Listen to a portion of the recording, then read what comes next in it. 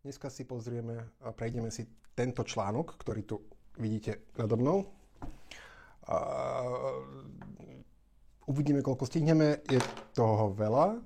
A v podstate, ktorí z vás vedia anglicky, už teda si mohli prečítať, že ide o konsenzus veľmi veľa ľudí, ktorí sa rozumejú ADHD a skúmajú ADHD. A všetky vlastne výskumy a všetky dáta, ktoré aktuálne k ADHD máme, tie dobré dáta, tak ich zhrnuli do tohto papiera. Poďme na to, uvidíme, koľko stihneme.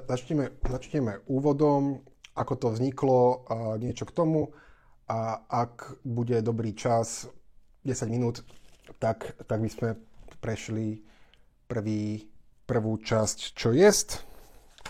Ja to mám aj tu, ťahák. Čo jest? História. Prvá časť je história, druhá časť je, ako sa diagnostikuje ADHD, čo najlepšie podľa dát.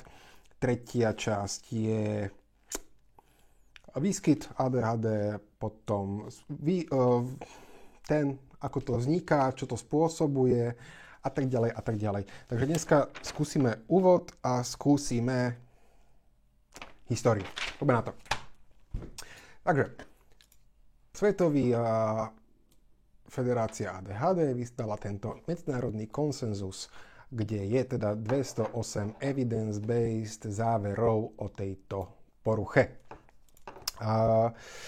Také rácio, prečo vlastne je toto dôležité, pretože stále mýtov a nesprávnych názorov a zlých koncepcií o ADHD a nesprávnych vysvetlení, čo to je a teda čo s tým robiť a hlavne čo s ľuďmi, ktorí to majú robiť. Tých nesprávnych, teda nepresných je veľmi veľa.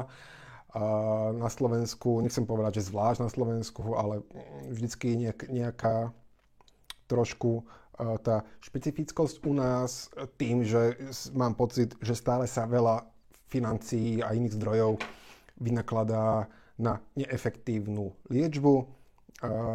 Táto rôzne tomatisové nahrávky a neviem aké zvukové nahrávky, ktoré nemajú žiadny dobrý dôkaz o účinnosti.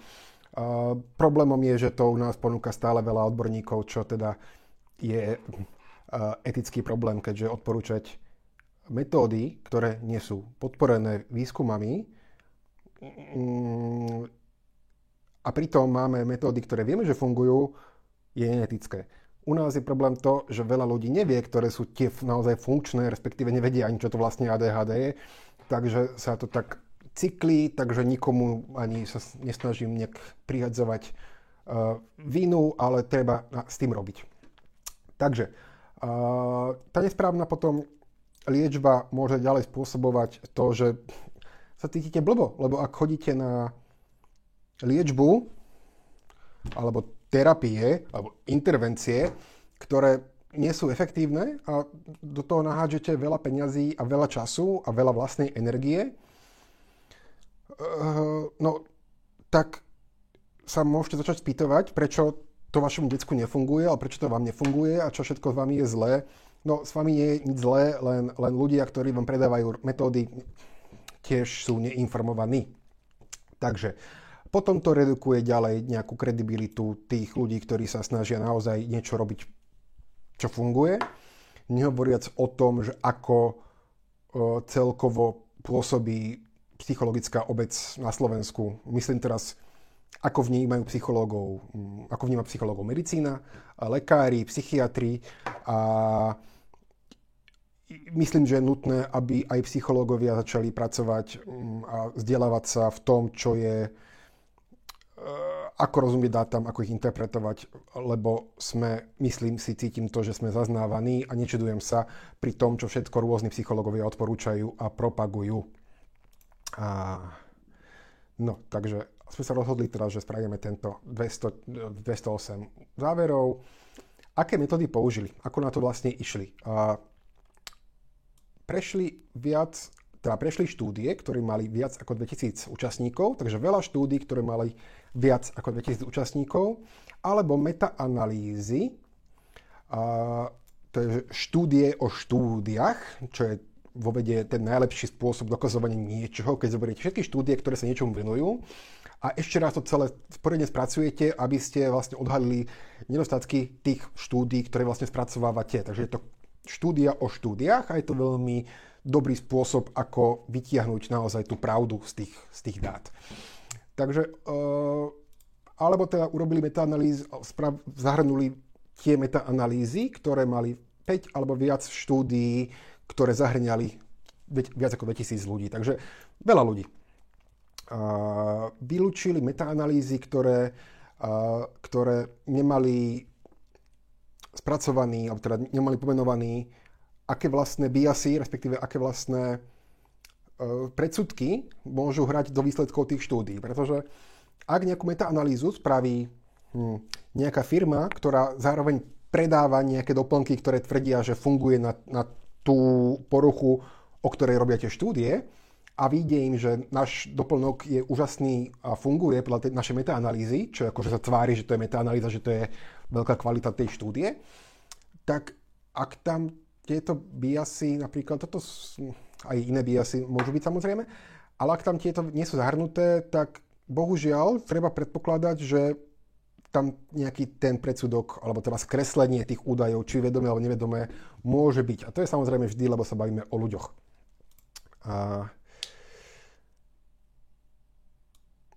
Len teda, ktoré zisťovali, nevylúčili tie metaanalýzy, ktoré nedeklarovali svoje biasy, len u tých, ktoré študovali výskyt.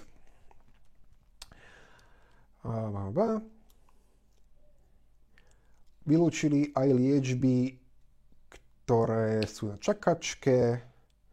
No to je asi najdôležitejšie z toho. A teda výsledky. Z týchto všetkých svojich dát a tisícov údajov a miliónov údajov vygenerovali a vybrali 208 potvrdených, dokázateľných a dokázaných vyjadrení. A na tomto sa vlastne podielalo, respektíve sa potom podpísalo 80 odborníkov z 27 krajín, 6 kontinentov. Spoiler alert, ani jeden z nich není Gábor Maté, takže prosím vás, nepočúvajte Gábora Matého. Vôbec nie, čo týka Gábor Maté a ADHD. To je zbytočné. Do veľkej miery. No. No a vyšlo im tieto vlastne. A ešte tu vlastne máme, že 403 ľudí, ktorí si to prečítali, odborníkov, tak potvrdilo to, že áno, máte to dobre spracované. Úvod. 20 rokov dozadu, čo nás tiež obišlo, vyšla takýto prvý medzinárodný konsenzus statement na ADHD. U nás to, a stále to u nás je oficiálne detská porucha radená medzi poruchy správania, takže my ideme stále oficiálne podľa starých údajov, čo ďalej skresluje potom celkovo to ponímanie ADHD. Bol to pán Barkley, môj obľúbenec, ale teda vidíte, že ani tento veľký statement, akože to je obrovská vec, to je, nemám teraz dobré nejaké prirovnanie, ale v podstate k nám za tých 20 rokov z tohto vlastne neprešlo skoro nič a ani tento starší konsenzus, už teda nie neplatný, ale teda prekonaný, vylepšený, nepoznajú ani bežní psychiatri, psychológovia. Nečudujem sa, len teda, že ako sme pozadu. A samozrejme chceli teda vylepšiť. Nebudem to podrobne prechádzať, lebo potom by to bolo zbytočne dlhé. Tu si môžete potom prečítať, akými všetkými metodami tie dáta zbierali. A môžete sa zahlbiť viac do metodológie, čo teda neviem vám úplne pekne vysvetliť, keďže jedna z nekonečná mojich achiloviek je metodológia. No, ale teda prehľad výsledkov. Dobre, to je to isté. Ale prvá kapitola, rýchla história ADHD. Pretože veľakrát sa, a stále počúvam, že teda ADHD je moderná porucha, že to je, len teraz to stále píšu deťom, ktoré nevedia sedieť. Nie, z časti a nie. Nie je to nová porucha, vždy tu bola, len teda rozdiel je v tom, že na riti sedíme posledných 100 rokov tak často a tak veľa ako dnes. Takže tieto problémy s nejakou cieľavedomou prácou, ktorá je monotónna, nudná, taká predtým nebola. Všetci robili na poli. Áno, ono to je do určitej miery monotónne, ale nie je tak ako pripisovanie tabuliek a zároveň, ak ste neboli na poli, tak budem blbý, ale pravdepodobne niektorí z vašich súrodencov do roka umrel, lebo ste nemali čo jesť. 100 rokov dozadu, 100 niečo rokov dozadu, okolo prvej svetovej vojny, do školy sa moc ani vtedy u nás nechodilo. Toto je krajina roľníkov. Takže áno, až posledných, dá sa povedať, 50 rokov, 60, 70, keď začali sme deti nechávať viac sedieť v laviciach a viac sedíme v kanceláriách a viac sedíme celkovo, tak áno, všeobecne to zhoršuje zdravie ľuďom, stále sedieť a ťukať, ale u tých, ktorý mozog je nastavený trošku inak a naozaj není nastavený na to sedenie a cieľavedomú prácu, teda vysvetlím neskôr, čo myslím cieľavedomou prácou, tak teraz sa tie problémy ako keby ukazujú, lebo ten životný štýl sa relatívne zmenil, ale mozog, takisto ako boli laváci, takisto ako boli rôzne varianty sexuality v celej histórii ľudstva, len teda za určitých podmienok v tých kultúrnych a spoločenských sa prejavovali inak. To neznamená, že to nie je prírodzené. Pravdepodobne to tu bolo vždy a pravdepodobne tým, že vieme identifikovať tie gény, ktoré súvisia s ADHD ešte myslím, že aj u primátov, ale teda u psov určite a v podstate to ADHD vieme nájsť aj u zvierat. U psov napríklad. Takže nesúhlasím s Christiom Andersom, že ADHD má trochu každý, ani depresiu nemá trochu každý, takisto ADHD nemá každý. No, ale ten koncept má tá dlhú históriu, respektíve história alebo dejiny, to, čo sa píše. História, dejiny. No, už v Grécku bol pojem akrázia, čo znamená človek bez vôle. V tom zmysle, že sebakontrola, vôľa, sebakontrola, sebaregulácia, schopnosť povedať si a sedieť na riti a pracovať. V takom zmysle vôľa. Nie akože, čo by som si želal a tak podobne.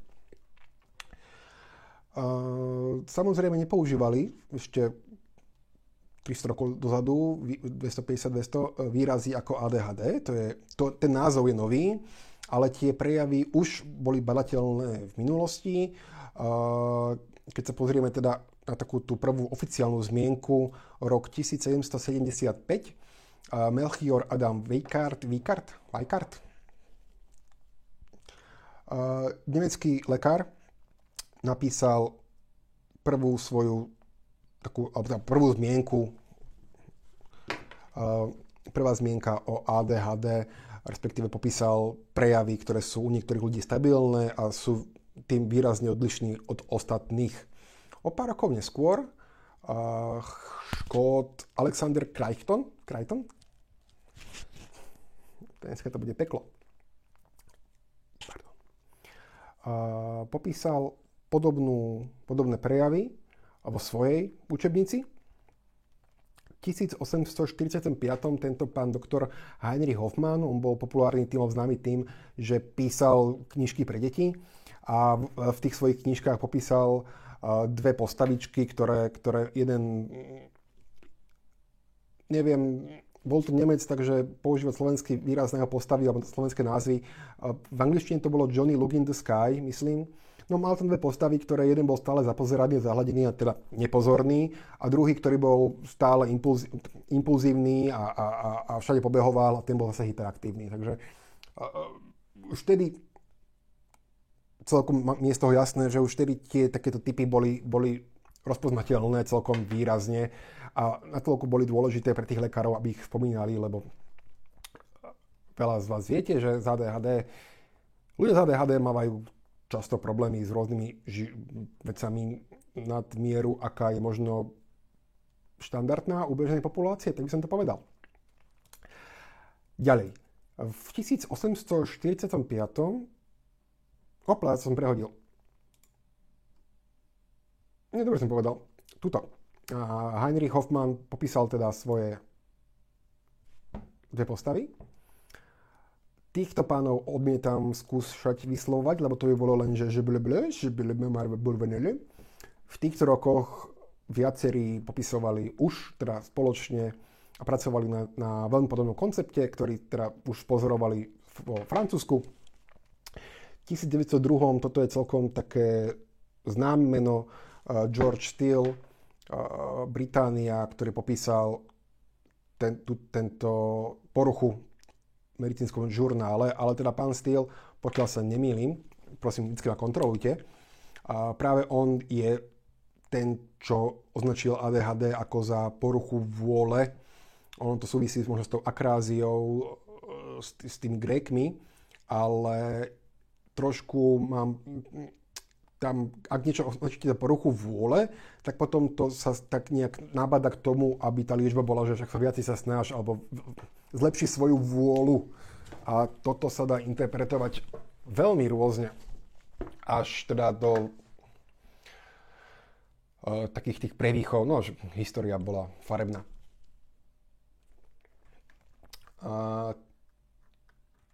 Po tomto 20. storočí, začiatkom 20. storočia, tam viacero autorov začalo spomínať, to ADHD. Tam boli také viaceré udalosti na začiatku tohto storočia. Jednak, myslím, že viaceré epidémie.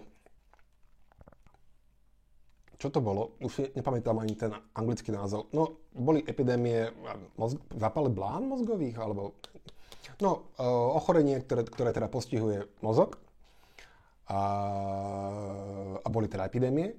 A zistili, že keď sa epidémia prehnala nejakým krajom, tak časť detí, okrem toho, že teda ich to skoro zabilo, tak tí, čo prežili a tí, čo sa vyliečili, tak časť z nich vykazovala zmeny správania, čo teraz by sa dalo asi nazvať ako ADHD.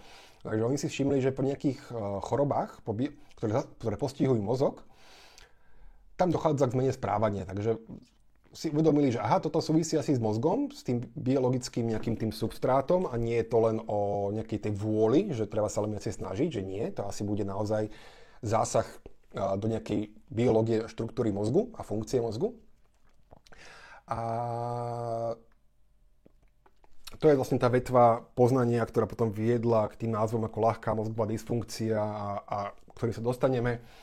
A tiež teda veľmi dobrý krok k poznaniu, ale tiež viedol teda k takým odbočkám, ktoré boli slepé. Augusto Vidal Pereira napísal prvý španielský kompedium, potom v 17. Opäť španielský neurológ Gonzalo Rodríguez Lafora. Španielčina mi ide. A ďalej, v 1932. dvojica, pán Kramer a Polnov, popísali teda hyperkinetickú poruchu. Tu už sa začína objavovať tie názvy, ktoré už sa objavujú aj v našej literatúre slovenskej, československej.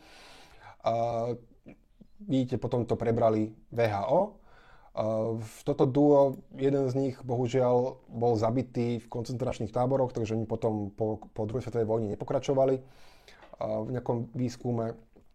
Potom Charles Bradley z USA študoval alebo skúmal detskú bolesť hlavy, migrénu. A zistili, teda išli skúsiť amfetamín im dať na migrénu a keď im podali ten amfetamín, tak časti detí skokovo sa zlepšilo správanie, skokovo sa im v podstate zlepšil výkon v škole, lebo to je vlastne to, čo spôsobujú niektoré lieky na ADHD, že zrazu ten mozog má viacej tých látok, ktoré prirodzene má ich menej. A teda ten mozog celý funguje zmenený inak. Nie je to len o pozornosti, je tam veľmi veľa premenných, ktoré nesúvisia s mozgovým výkonom, ale s celkovým systémom tela. No a teraz zistili, že táto látka funguje na správanie. Takže možno niektoré správanie nebude len o vôli, ale jednak to správanie bude asi podmienené tou biológiou. A jednak teda asi niektoré deti, ktoré majú nejakú zmenu v mozgu, alebo keď im dáme tieto liek, tak zrazu sú ako keby dobré.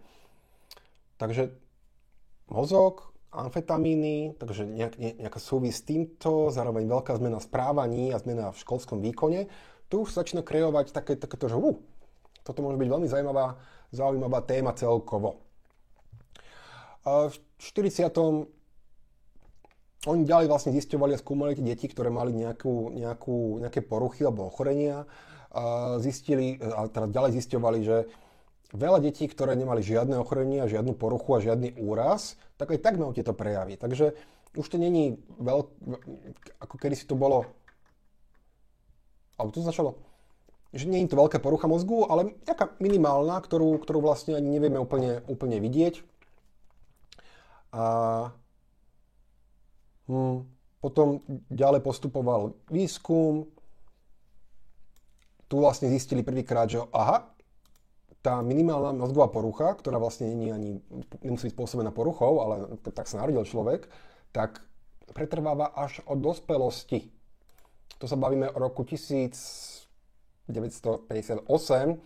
a doteraz vás budú otáčať lekári u nás, že teda to je detská porucha, alebo to je ADHD. V 1960. Tu mi chýba jedna pani, ktorá sa veľmi dobre, teda veľmi významnou mierou podielala na výskume ADHD a musím sa potom pozrieť, ako sa volala, lebo si nepamätám jej meno, ale ona začala v podstate v týchto rokoch 1960 plus, začala výskum vlastne zmeny schopností, alebo teda kognitívnych schopností, čo to vlastne to ADHD robí a či to je len o tých vonkajších prejavoch, a zistila, že nie.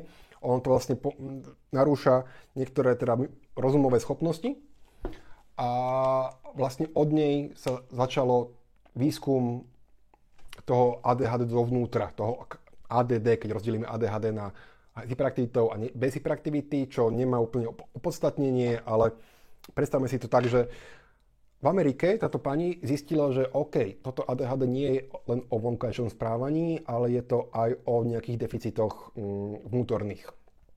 A tam začína, teda ja tam vnímam takú obrovskú schizmu.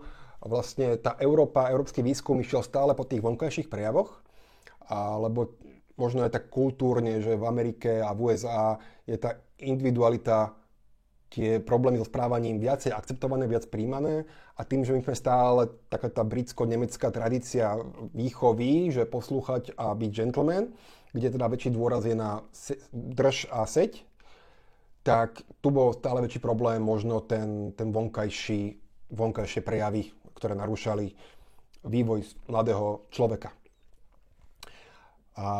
A tým pádom u nás v Európe a zvlášť na Slovensku, ten výskum tých 60 rokov posledných v Amerike nás obletel asi aj tým, že nás pred tými zlými dátami chránila tá dobrá železná opona. A u nás teda v podstate nie sme ešte ani tu, keď to poviem tak vulgárne, s poznaním. Samozrejme máte výhodu, lebo ste práve prešli prvú časť jednoho z najlepších dokumentov o ADHD a tých najviac faktických, takže ste popredu.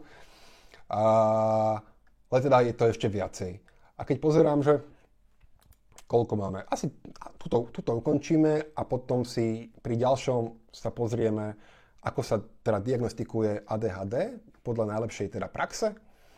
A len si zopakujeme, že ten vývoj, viete si potom pozrieť ďalšie, akože aj ďalších autorov, ktorí sú niekedy spomínaní, tak dôležitá tá pani, ktorej meno si nepamätám, hanbím sa, ktorá začala skúmať ADHD a tie deficity, tie vnútorné a v podstate veľká časť a väčšina z tohto k nám stále neprišla. Ale ten výskum, to poznanie, ten vývoj začína ako relatívne. Prečo to teraz viem spraviť? Toto, čo som doteraz hľadal, že ako na to kliknúť. No nič. Môže byť lepšie. Študujte. Na budúce pozrieme ďalšiu časť. Peace.